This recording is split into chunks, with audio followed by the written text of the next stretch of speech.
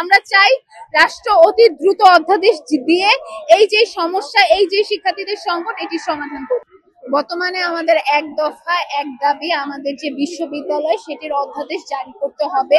কারণ বর্তমানে 7 কলেজ একটি পরিচয়হীনতায় আছে, অধিভুক্তি বাতিল হয়ে গিয়েছে এবং আমাদের যে অন্তর্বর্তীকালীন প্রশাসন তিনি কোনো ধরনের শিক্ষার্থীদের যে সংকট নিরসন সেটি করতে পারছে না এবং 24-25 সেশনে ক্লাস পর্যন্ত শুরু করা হয়নি এই 7 কলেজের পরিচয়হীনতার কারণে এবং বিভিন্ন ধরনের সংকট সৃষ্টি হচ্ছে, যেটা আসলে যে অন্তর্বর্তীকালীন প্রশাসন 7 কলেজের তিনি আসলে এগুলো সমাধান করতে পারছে না।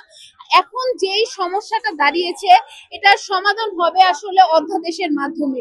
রাষ্ট্র যেহেতু 7 কলেজকে নিয়ে অধ্যাদেশের একটি খসড়া পর্যন্ত এগিয়েছে এবং বিশ্ববিদ্যালয় করার একটি সিদ্ধান্ত নিয়েছে এবং আমাদের সাথে এর আগের বার উপদেষ্টা যখন বৈঠক করেছে বিভিন্ন আইনি প্রসেসের জটিলতা দেখিয়েছে এবং সেগুলো কিন্তু এখন সম্পূর্ণ হয়েছে এবং 7 কলেজের যত শিক্ষার্থী, শিক্ষক কিংবা অ্যালুমনাই কিংবা স্টেক হোল্ডার ছিল তাদের সকলের সাথে বৈঠক এবং মতামত নেওয়া সম্পূর্ণ হয়েছে।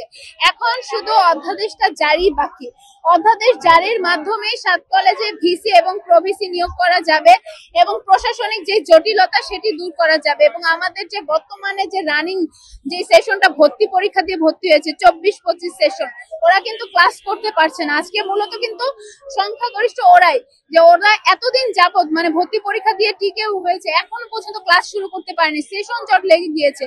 আমরা চাই রাষ্ট্র অতি দ্রুত অধ্যাদেশ দিয়ে এই যে সমস্যা, এই যে শিক্ষার্থীদের সংকট, এটির সমাধান করবে। অধ্যাদেশ জারির কারণ হচ্ছে না, এর মূল কারণ হিসেবে আসলে রাষ্ট্রের উদাসীনতাকেই দেখছি। আর বিভিন্ন সংকট তৈরি হয়ে যাচ্ছে আর বিভিন্ন শিক্ষা সিন্ডিকেটের যে দালাল রয়েছে তারা বিসিএস ক্যাডার, তারা তাদের পদ হারাতে চাচ্ছে না, তারা বিভিন্ন ধরনের ষড়যন্ত্র চালিয়ে যাচ্ছে।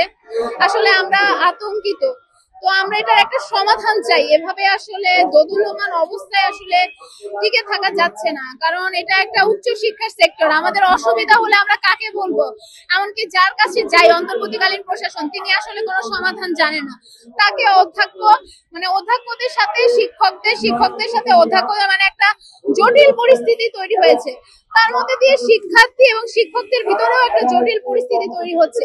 বিভিন্ন পক্ষের আসলে বিভিন্ন ধরনের জটিল পরিস্থিতি তৈরি হচ্ছে, আসলে যেটার সমাধান আসলে করতে পারে একটা অধ্যাদেশ। এই অধ্যাদেশের মাধ্যমে কিন্তু ঢাকা-বি তার পূর্ণাঙ্গ পরিচয়টা পাবে এবং এই যে শিক্ষার্থীদের সংকট এটা নিরসন হবে।